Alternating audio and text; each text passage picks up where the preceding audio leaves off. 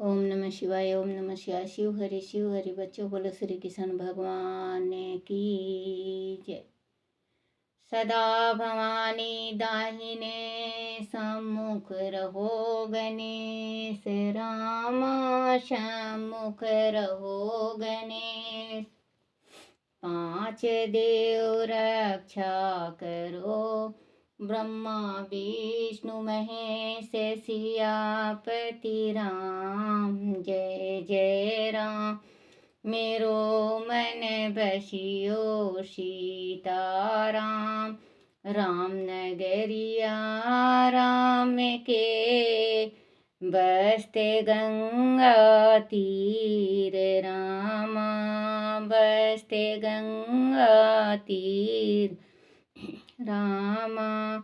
चौकी हनुमत वीर की राम जी, चौकी हनुमत वीर की। बोलो सियापति रामचंद्र भगवान की जय। गणेश भगवान की जय। अपने अपने माता पिता की जय। अपने अपने गुरुदेव महाराज की जय। शिव पुराण की जय। शिव पुराण में हिमावन का भगवान शिव के पास लगन पत्रिका भेजना, विवाह के लिए आवश्यक सामान जुटाना, मंगलाचार का आरंभ करना, उनका निमंत्रण पाकर पर्वतों और नदियों का दीप रूप में आना, पूरी की सजावट तथा शिव वक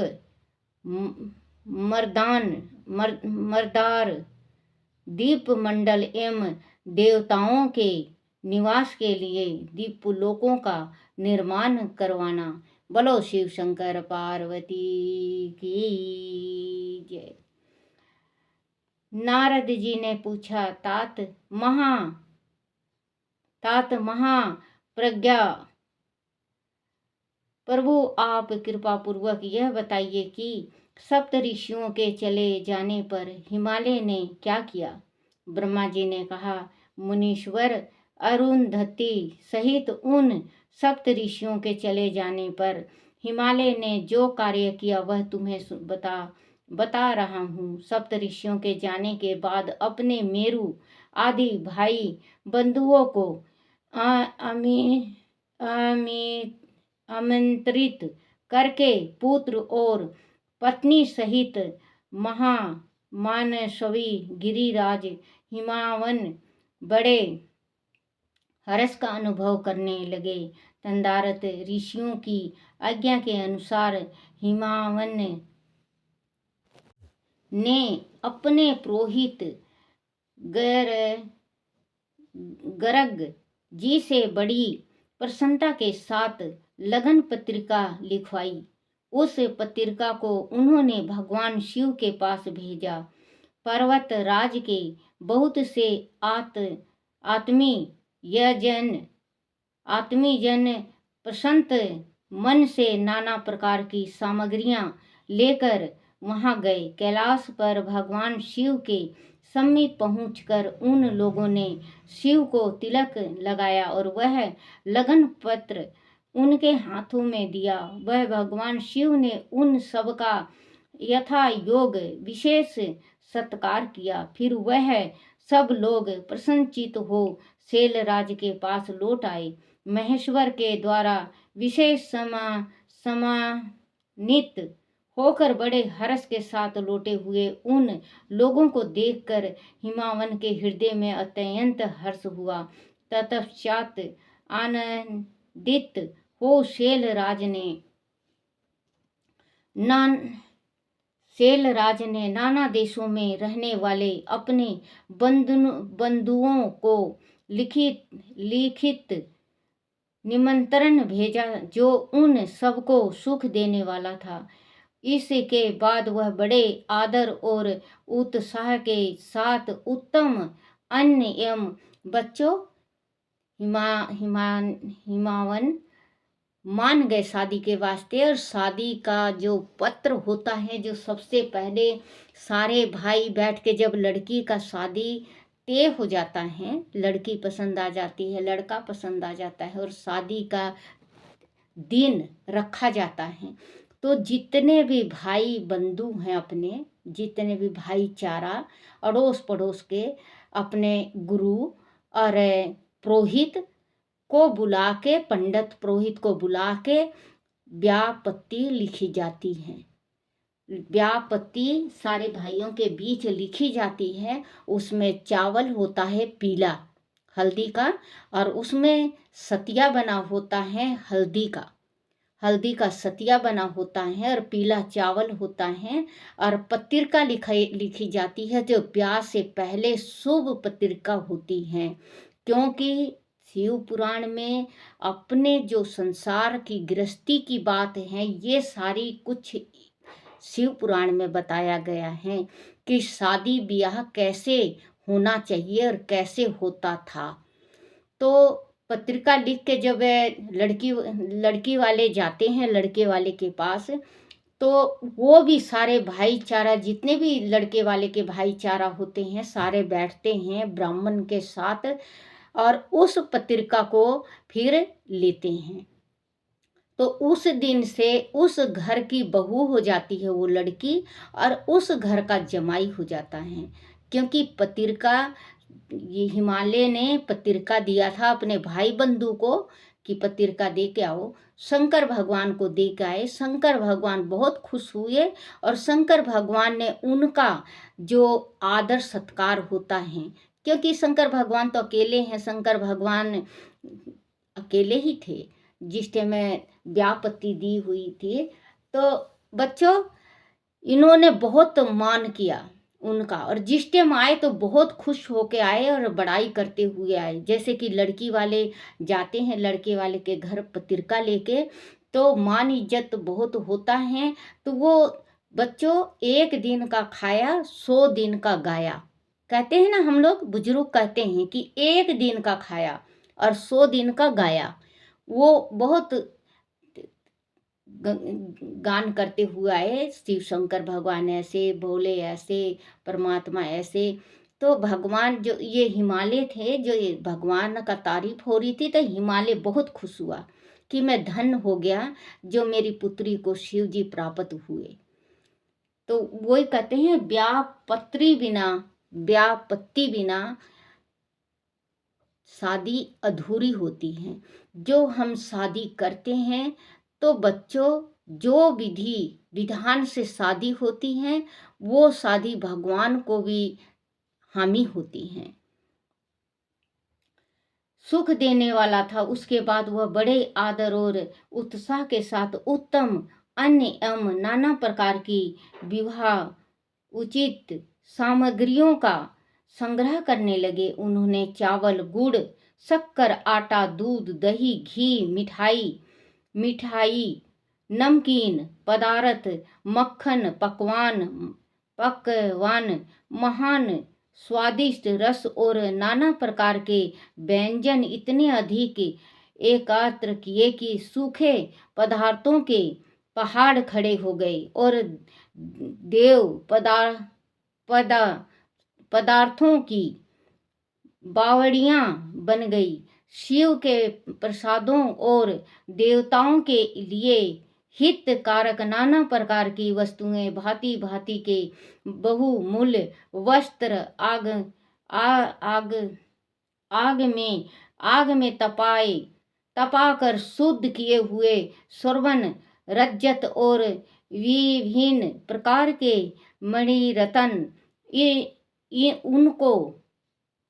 इनका तथा अन्य उपयोगी द्रव्यों का विधि पूर्वक संग्रह करके गिरिराज ने मंगलकारी दिन में मंगलिक कृत्य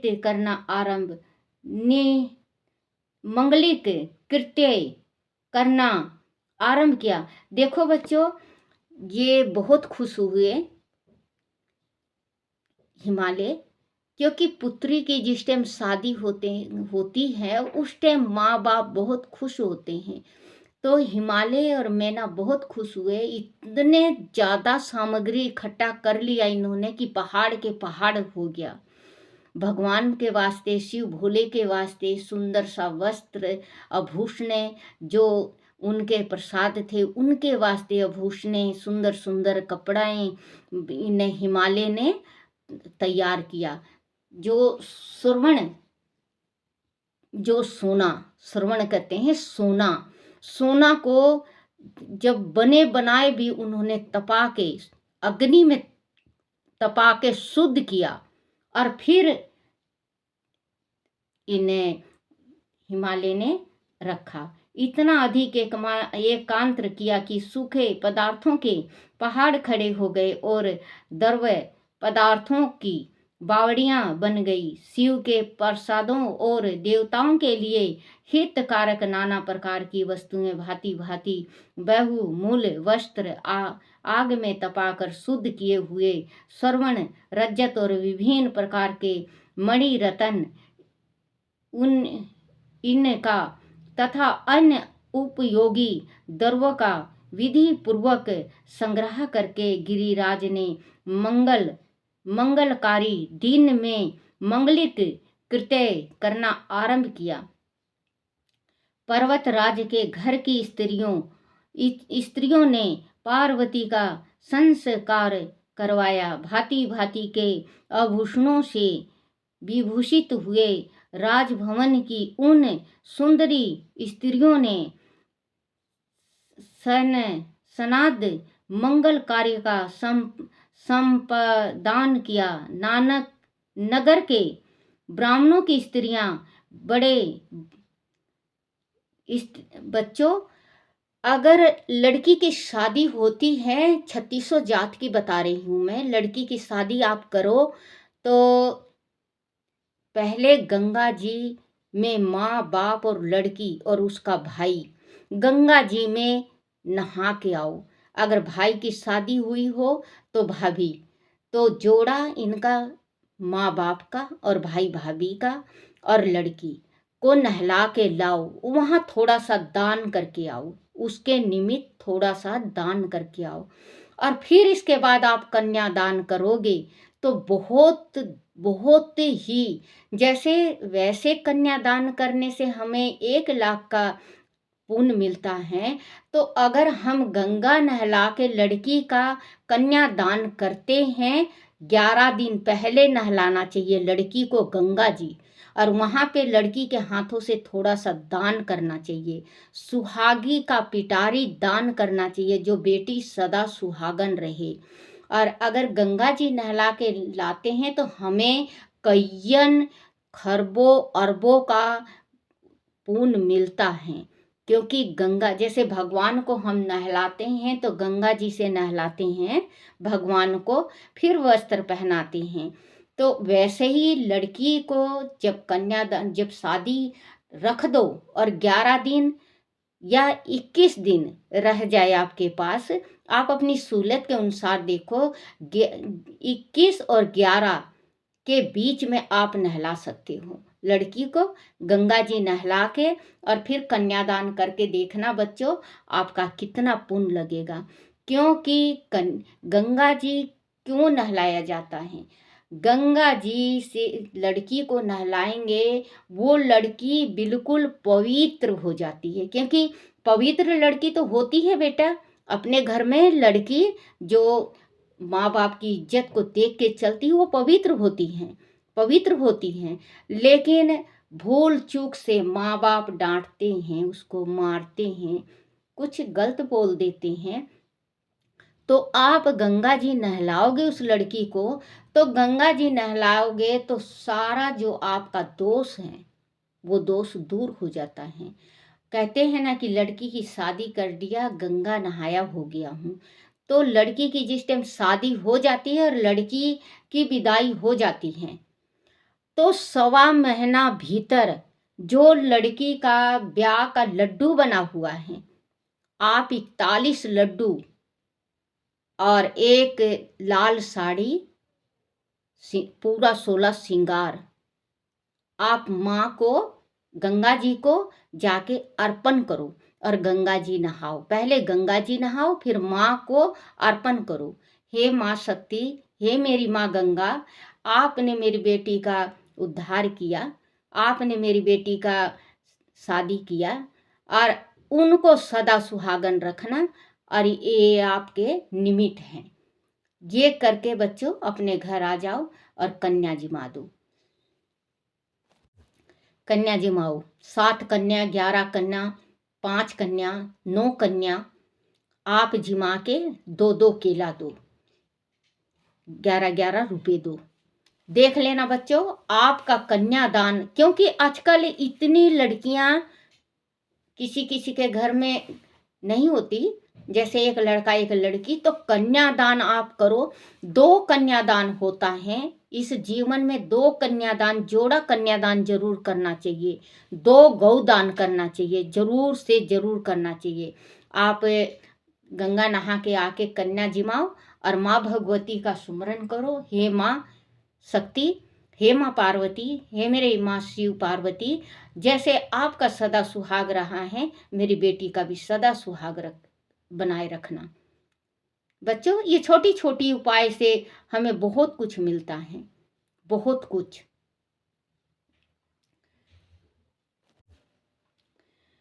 पर्वतराज के घर की स्त्रियां पार्वती का संस्कार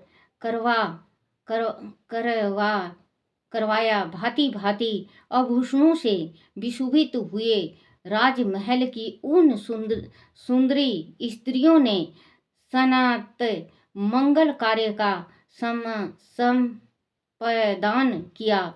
नगर के ब्राह्मणों की स्त्रियों ने सहित बड़े हर्ष के साथ लोकचार का अनुष्ठान किया। उसमें मंगल पूर्वक भांति भांति के उत्साह मनाए गए। हर्ष भरे हृदय से उत्तम मंगलचार का संपादन करके हिमालय भी सर्वते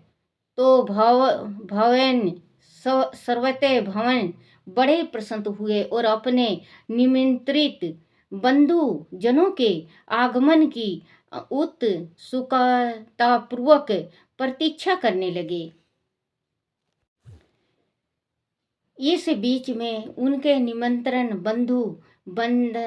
बंधव आने लगे। देवताओं के निवास भूत गिरिराज सुमेरु दीप रूप धारण करके नाना प्रकार के मणियों तथा महारत्नों को यतन पूर्वक साथ ले आए। अपने स्त्री पुत्रों के साथ हिमालय के घर आए। मंदराचल, अस्ताचल, उदयचल, मलय, दूर, निषद, गंध मदन, करवीर, महेंद्र, परी यात्रा, क्रोच,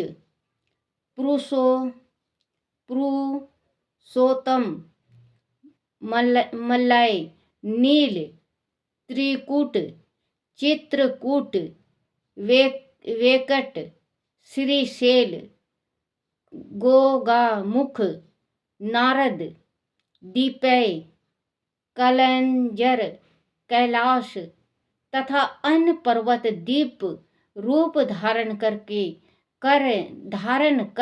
अपने स्त्री पुत्र के साथ बहुत सी भेंट सामग्री ले वहां उपस्थित हुए।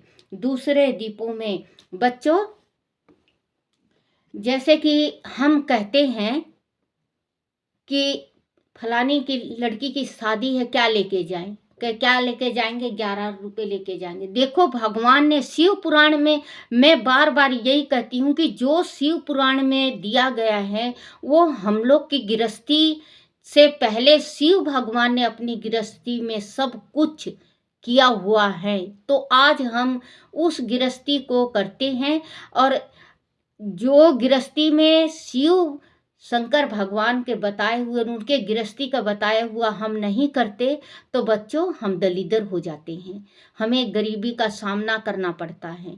क्योंकि भगवान ने हर एक चीज़ हमें बताया है कि ऐसे ऐसे होता है, शादी में ऐसे होता है, बच्चे होते हैं तो ऐसे होता है। क्योंकि अगर आप लड़की की शादी में जा रहे हो तो ज़रूर कुछ ना कुछ भेंट लेके जाओ। क्योंकि देखो यहाँ पे भगवान ने ये हम आजकल का रिवाज कहते हैं ना, आजकल का रिवाज है ये भेंट दे दे, वो भेंट दे, क्या दे दिया, गिफ्ट दे दिया। बेटा गिफ्ट शुरू से देते हैं, अब हम कहते हैं गिफ्ट और पहले कहते थे भेंट। जैसे कि कोई मिलने आता था तो साथ में भेंट लेके आता था। जैसे कि आप सुदामा को देख लो, सुदामा गए तो वो बहुत गरीब थे, बेचारे बहुत गरीब थे। और गरीबी भी उन्हीं के कारण आई, क्योंकि गुरु माता ने जो चना दिया था उनको दोनों के वास्ते लकड़ी लेने गए थे, तो बारिश आ गई, बिजली चमकने लगा, आंधी आने लगा और बारिश आने लगी। तो एक पेड़ में ये कृष्ण भगवान बैठ गए और दूसरे पेड़ में ये सुदामा। अब सुदामा को भी भूख लगी और कृष्ण को भी भूख लगी।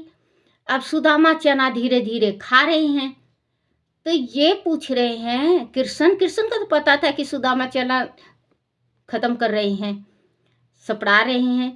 तो ये पूछे, बोले सुदामा, बोले क्या बात, क्या क्या बज रहा है? बोले कान्हा, मेरा दांत बज रहा है, मेरा दांत बज रहा है ठंड से। कहे अच्छा अच्छा। जब नीचे उतरे तो चना खत्म हो चुका था, खा चुके थे ये। बोले सखा, भूख बहुत तेज लगी है मुझे, गुरु माता ने जो चना दिया है मुझे भी दो। बोले सखा वो तो मैं खा चुका। उसी टाइम उसके दलिद्र और गरीबी मिल गया। तो ये जिस टाइम गए कृष्ण भगवान से मिलने, नंगे पैर भगवान भज के आए, मिले, छाती से लगाया और उनका चरण धोया, आंसुओं से चरण धोया। और फिर इसके बाद जिस टाइम ये पोटली को छिपाए अब इधर उधर, भगवान अब इसके कृष्ण भगवान तो इतने राजा हैं और मैं चावल लेके आया हूँ। भगवान कहने लगे, कृष्ण भगवान बोले कि मुझे तो दिया होगा कुछ भाभी जी ने भेंट। बोले कुछ नहीं कुछ नहीं, कांच में दबाए हुए थे। देखो बच्चों, अगर कोई सामग्री अब कोई अपने कांख में दबा लेता है तो आप खा नहीं सकोगे, लेकिन भगवान इतने भक्त के भूखे हैं कि उनके कांच से छीन के, और परमात्मा ने 2 मुट्ठी खाया। जब 2 लोक दे दिए, 1 मुट्ठी खाया 1 लोक दे दिया, 2 मुट्ठी खाए 2 लोक दे दिया, तीसरी मुट्ठी खाने लगे तो रुक्मणी ने रोक लिया। भगवान आप सब कुछ दे दोगे तो हम कहाँ रहेंगे? तो 2 लोक दिया। भगवान जितने दिन सुदामा रहे, कृष्ण ने बहुत, कृष्ण की रानियां पटरानियों ने बहुत सेवा किया। और फिर वो जाने लगे तो भगवान ने गिफ्ट में नहीं दिया कुछ, भगवान तो पहले ही दे चुके थे। क्योंकि कृष्ण भगवान ने भी ये बताया है, गृहस्थी में किसी का मान मारना नहीं चाहिए। क्योंकि अगर कोई गरीब दोस्त आता है तो आपके घर आता है मिलने के वास्ते, तो उसका अपमान कभी नहीं करना चाहिए, क्योंकि वो मिलने के वास्ते आया है। हाँ, अगर उसके घर जाके आप देते हो, चाहे कितना भी दे लो, वो आपका मान और सम्मान भेंट के तौर पे लेगा। और आप अगर वो आता है मिलने के वास्ते और आप उसका निरादर कर देते हो, आप उसकी इज्जत नहीं करते, अपमान कर देते हो, तो बच्चों ऐसा भूल के मत करना। कृष्ण भगवान को देखो कि 2 लोक दे दिए अपने दोस्त को। उसका दोस्त रोता हुआ गया, सोचा देखो भगवान ने कुछ भी नहीं दिया मेरे को, मैं गरीबी हालत में आया हूँ। चलो परमात्मा, मैं कान्हा से तो मिला, अपने सखा से तो मिला, अपने दोस्त से तो मिला, मन में कोई मलाल नहीं, बिल्कुल खुश होके गए। बच्चों वैसे ही कहते हैं कि कृष्ण भगवान, ये कहानी बहुत लंबी है, अगर कहानी कहने की, इसकी कहानी सुदामा और कृष्ण की कहानी बहुत लंबी है बच्चों।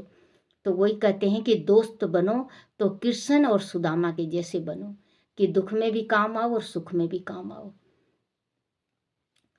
बहुत सी भेंट सामग्री ले वह उपस्थित हुए दूसरे द्वीपों में, तथा वह भी जो जो पर्वत हैं वहाँ सब वह सब हिमालय के घर पधारे। शिवा और शिव का विवाह है, यह जानकर सब सब ने बड़ी प्रसन्नता के साथ वहाँ पद अर्पण किया। सोमभद्र आदि नदी नंद और संपूर्ण नदियाँ दीप नर नर नारियों के रूप में, जो नदियाँ थी वो स्त्री के रूप, नारियों के रूप धारण कर नाना प्रकार के अलंकारों से अलंकित हो शिव पार्वती का विवाह देखने के लिए आई।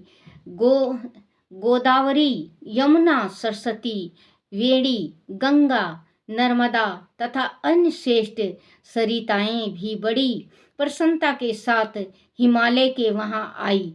उन सब के आने से हिमालय की दीपपुरी सब ओर से भर गई। वह सब प्रकार की शोभाओं से संपन्न थी। वह बड़े बड़े उत्साह हो रहे थे। देवजा पताकाएं ध्वजा पताकाएं फहरा रही थी। बंदरवाल से उनकी अधिक शोभा होती थी। चारों ओर चंदोए तने होने से वहां सूर्य का दर्शन नहीं होता था। भांति भांति की नीली पीली आदि प्रभाव उन्हें उस पुरी को शोभा बढ़ाती थी। बच्चों, जैसे गंगा, जमुना, सरस्वती सब पूरी सृष्टि के जितना भी सृष्टि का जीव जंतु हिमालय के घर शादी में सम्मिलित हुए। नदियाँ, जो बड़े बड़े पर्वत हैं, जो मतलब उस नगर में सारे उनकी पार्वती और शिव की, क्योंकि इस संसार में जैसे शिव और पार्वती की शादी हुई है, ना आज तक किसी की हुई, ना आगे होगी, ना हो सकती है। क्योंकि शिव पार्वती की शादी में इस संसार का जितना भी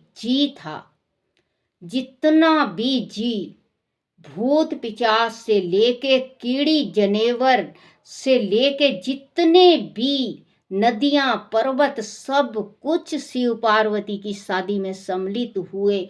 और जिसने शिव पार्वती की शादी देखे, जो भी शंकर और पार्वती की शादी देखा है, वो उनका धन भाग हो गया है।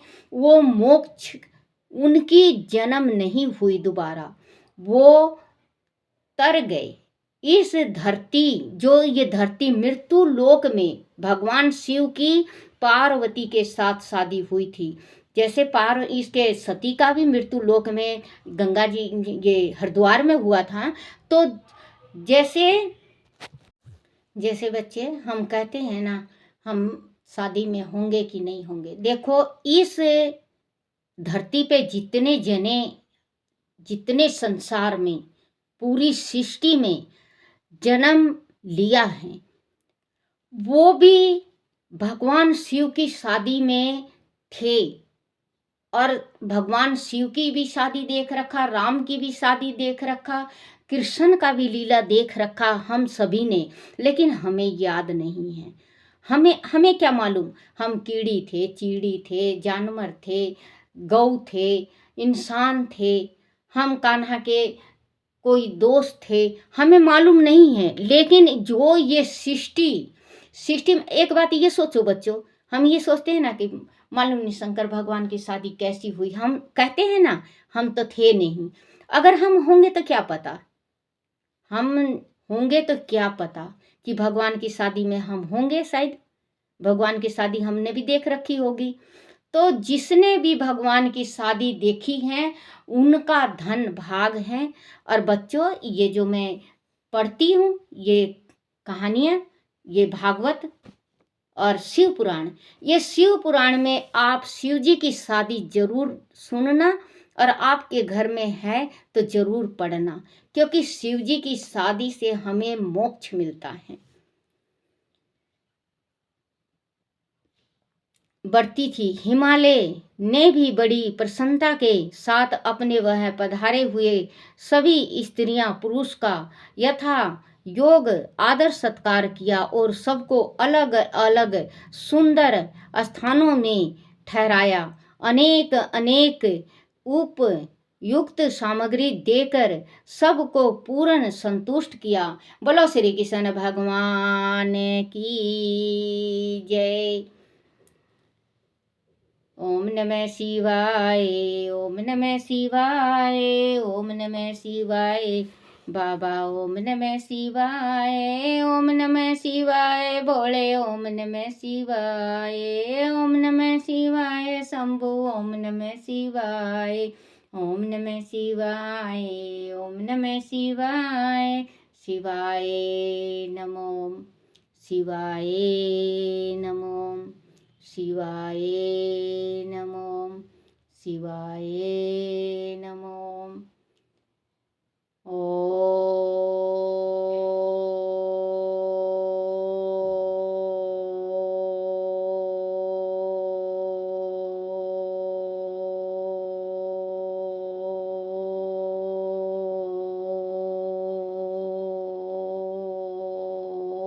नमः शिवाय।